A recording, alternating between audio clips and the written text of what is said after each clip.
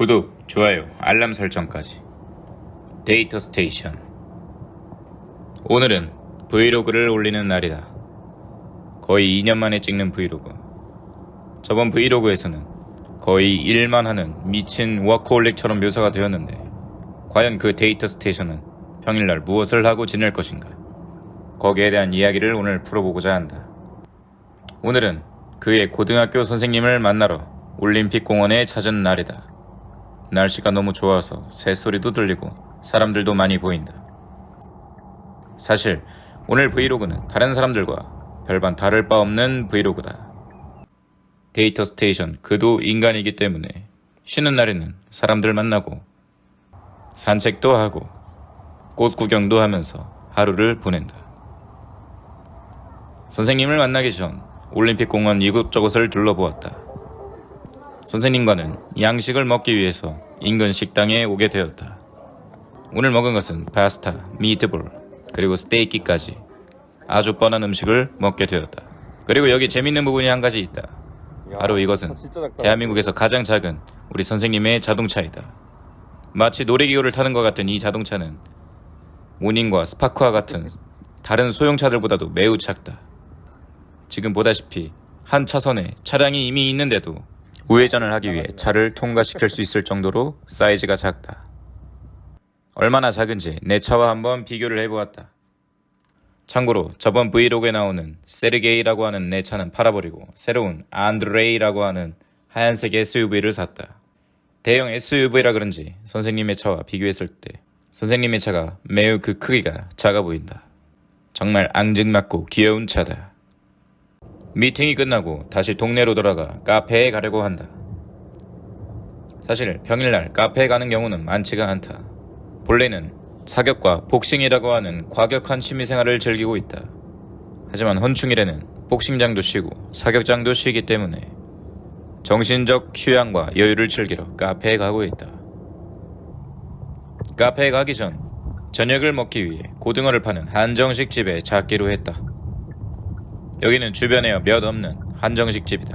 혼자 자취한 지 10년이 넘어가면서 정갈하고 깔끔한 음식을 먹을 기회가 드물기 때문에 이렇게 기회가 있을 때마다 한정식 집에 자주 찾아가곤 한다. 물론 일주일에 한 번씩 본가에 내려가서 부모님이 차려주시는 집밥을 먹을 때면은 일주일 동안 쌓였던 배달음식과 디저트의 느끼함이 싹 내려가곤 한다. 역시 밥은 한식이 최고다. 고등어가 살려달라고 외치고 있다. 하지만 이미 내 뱃속에 들어가 있었다. 저녁을 먹고 카페를 찾았다. 이 카페는 내가 즐겨 찾는 집 옆에 있는 대형 카페이다. 여기도 집과 차로 5분 정도 거리에 있는 카페이고 약 100여 평이 넘는 엄청난 평수를 가진 카페이다. 주말과 공휴일에는 사람이 매우 많아서 복잡하지만 평일에는 사람이 별로 없다. 강의가 없거나 회의가 없는 평일에는 자주 찾는 곳이기도 하다. 오늘은 안타깝게도 공휴일이기 때문에 사람이 매우 많이 있을 것으로 예상이 된다. 카페 이름은 칼리오페라는 곳이다. 들어가는 입구부터가 매우 웅장하다. 안에는 이런 식으로 이쁜 인테리어와 바깥을 훤히 들여다볼 수 있는 널찍한 창으로 디자인되어 있다.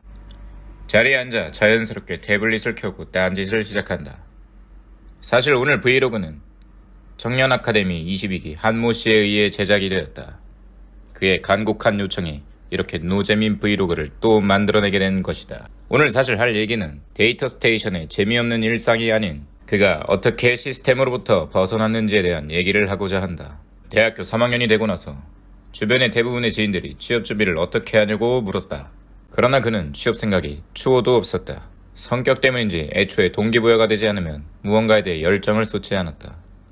머릿속엔 온통 이와 같은 생각이 가득 찼다. 왜 남들을 위해 일해야 하는가? 남이 만든 회사의 가치를 높이는 것이 무슨 의미가 있을까?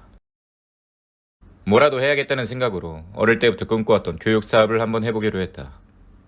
처음에는 미니 스터디로 시작했다. 그때 당시 학과 연구실에 학부 연구생으로 있었는데 교수님께서 실험 과제로 컴퓨터 프로그래밍으로 풀어내는 연구 과제를 주셨다.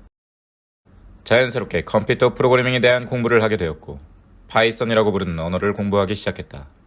사회적으로는 인공지능과 빅데이터 같은 기술들이 지금처럼 대중적으로 잘 알려져 있는 시기는 아니었으나 IT 관련 세미나 또는 경제 관련 세미나에 참여하면 사람들이 어느 정도 관심 있게 보는 주제였다.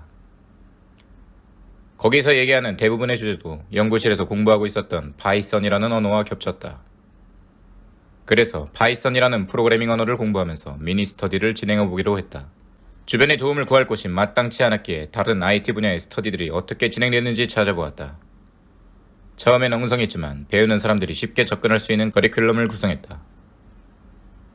사람을 모으기 위해 여러 사이트에 스터디를 홍보하는 홍보 템플릿도 PPT로 직접 제작했다. 여러 모임을 열어 사람들을 모으는 사이트를 시작으로 페이스북과 인스타그램에도 홍보를 시작했다. 맨 처음에는 학생 4명이 왔다. 장소도 스터디룸을 대관하여 2시간씩 4회를 기준으로 파이썬 스터디를 열어 스터디를 진행했다. 시간이 흘러 실무자들이 참여하면서 준비한 수업 내용 외에 더 많은 자료들을 찾아보기 시작했고 파이썬 프로그래밍 언어에 대해 데이터 분석이라는 주제를 더해 커리큘럼을 다시 구성했다. 그렇게 1년 동안 파이썬을 활용한 데이터 분석이라는 수업을 여러 사람들에게 가르쳤다. 차츰 사람들은 늘어났지만 수익은 일절 없었다. 홍보를 하기 위해 사용하는 마케팅 비용과 장소 대관비만 해도 사람들이 낸 스터디 비용을 모두 사용했다. 1년 동안 수업을 진행하며 주변에서는 취업 준비를 계속하는 게 어떻겠냐. 지금 준비하지 않으면 나중에 더 힘들다라는 등의 얘기를 수도 없이 들었다. 그러나 주변과 다른 사람들이 모두 따라가는 길에 타협할 생각은 없었다. 그는 일단 강의하는 것이 너무 재밌었고 강의를 하면서 공부를 하는 것이 스스로의 가치를 올리는 일이라 확신했기 때문에 수익 없는 데이터 분석 강의를 계속 진행했다. 그것이 그의 시스템을 벗어나기 위한 첫걸음이었다. 그렇게 시작된 그의 강의는 지금 7년째를 맞이하고 있다. 그리고 그는 그 강의를 시작한 지 2년 만에 대학 등록금과 관련된 모든 대출을 다 갚아내며 30살이 되기 전 1억이라고 하는 거금을 모으게 되었다. 물론 이렇게 사는 것이 정답은 아니다. 여기서 하고자 하는 얘기는 여러분들이 지금 걷고 있는 길이 여러분들의 몸에 맞는 길인가 생각해보라는 뜻이다. 대한민국의 모든 사람들이 똑같은 길을 걸어가 취업을 할 수는 없다. 놀랍게도 이 내용을 듣는 모든 사람들의 인생은 단 하나도 겹치지가 않는다. 비슷한 삶을 살지언정 똑같은 삶이라는 건 존재하지 않는다. 그러기에 남들이 꼭 따라가는 이 길이 정답이 아닐 수도 있다. 남들 모두가 준비하는 이 취업의 길이 정답이 아닐 수 있다. 또 내가 걸어왔던 이 창업의 길도 정답이 아닐 수 있다. 여러분들이 맞는 길을 찾아야만 한다. 그것이 데이터 분석일 수도 있고 아닐 수도 있다. 최근 데이터 분석 기류에 편승한 취업, 이직, 직무 전환이 엄청나게 이루어지고 있다. 앞으로 다가올 사회에 AI와 빅데이터라고 하는 기술들이 엄청난 영향을 미칠 것은 당연한 일이지만 이 길이 여러분들의 길과 잘 맞는가 생각해 보아야 한다. 사람은 모두 다 각자의 길이 있다. 노재민 설교를 끝으로 하고 퇴근을 하고 있다. 밤에 드라이브를 하는 것이 굉장히 마음이 차분해지고 편안해진다. 내일은 또 어떤 삶이 나를 기다리고 있을까? 또 나의 평범한 하루들이 모여 어떤 나의 인생을 만들어낼까? 이런저런 잡념을 뒤로하고 브이로그를 마친다. 부디 여러분들만의 맞는 길을 찾길 바라면서 이만.